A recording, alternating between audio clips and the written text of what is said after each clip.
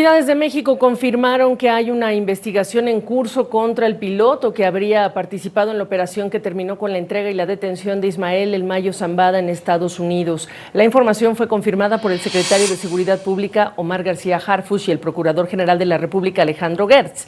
El detenido fue descrito por fuentes de la Secretaría de Seguridad como piloto de confianza de Iván Archibaldo Guzmán, hijo del narcotraficante Joaquín El Chapo Guzmán y presunto líder de la célula Los Chapitos del cártel de Sinaloa, a quien se ha vinculado con la privación de la libertad del Mayo Zambada el 25 de julio del año pasado. La detención de Zambada generó una controversia entre las autoridades de México, que negaron estar al tanto del operativo, con sus pares estadounidenses, a quienes le solicitaron un informe completo de lo sucedido. CNN ha contactado a la Fiscalía General de la República para conocer los cargos que enfrenta el detenido, así como si cuenta con representación legal, y está a la espera de más detalles.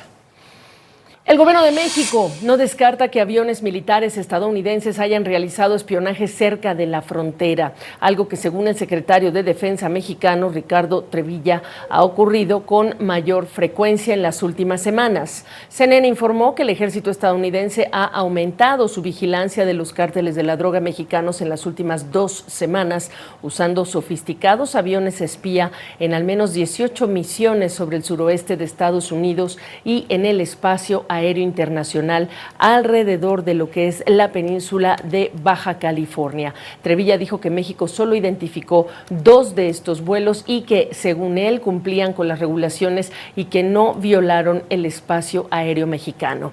Pero los vuelos de los aviones militares han generado cuestionamientos internos en México, y sobre este tema vamos a conversar esta noche con Jorge Castañeda, ex canciller de México, colaborador de CNN. Tus primeras impresiones, Jorge, gusto saludarte.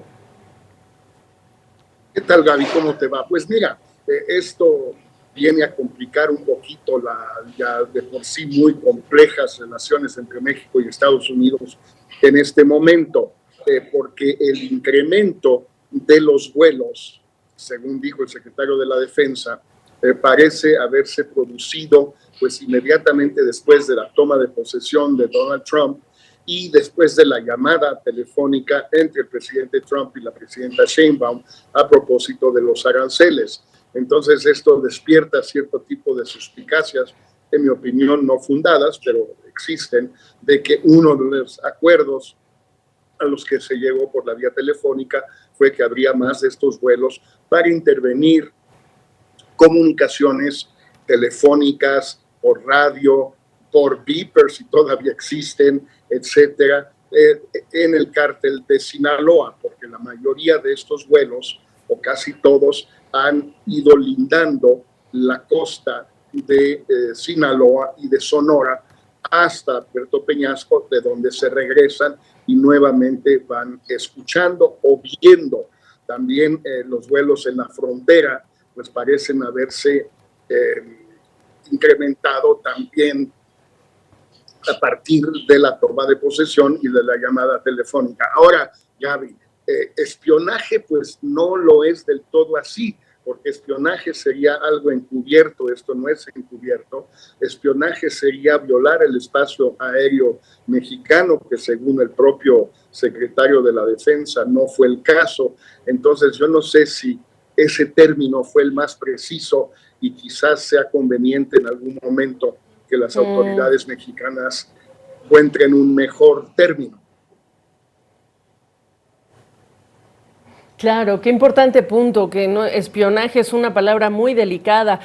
Sin embargo, Jorge, es inevitable pensar en que estas declaraciones nos remiten también a la palabra colaboración, el hecho de que cuánto sabe o no el secretario de la Defensa o el mismo gobierno mexicano en relación con estos vuelos, por un lado. Bueno, empiezo con esa pregunta para ti. Pero mira, si vi que uno de los aviones que los que informó CNN, Gaby, fue el U-2, versión obviamente moderna, nueva del U-2, el famoso U-2, que se utilizó a principios de los años 60, entre otras cosas, para detectar los misiles soviéticos en Cuba. Esos aviones U-2 vuelan a una altura enorme, donde los instrumentos de radar mexicanos probablemente no sean capaces de detectarlos. Entonces no sabemos si han realmente violado el espacio aéreo o no, pero si el secretario de la Defensa dice que no, ha de ser cierto. Ahora, el tema aquí es que todo esto difícilmente ocurriría sin algún tipo de acuerdo de las autoridades mexicanas, Gaby.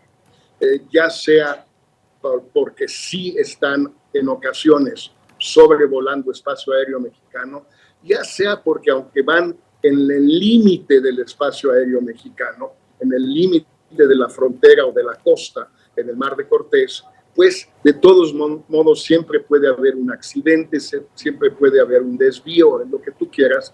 Es difícil pensar que todo esto esté ocurriendo sin el conocimiento de las autoridades mexicanas, y no solo conocimiento, consentimiento, la palabra que tú usaste, Gaby, colaboración, y enhorabuena, por cierto. Pues sí, efectivamente. Jorge, pues vamos a estar pendientes porque al parecer esto quizá tomará cierta frecuencia y de ello estaremos hablando. Gracias por lo pronto esta noche por tu opinión. Era el ex canciller de México y colaborador de CNN, Jorge Castañeda. Gusto saludarte.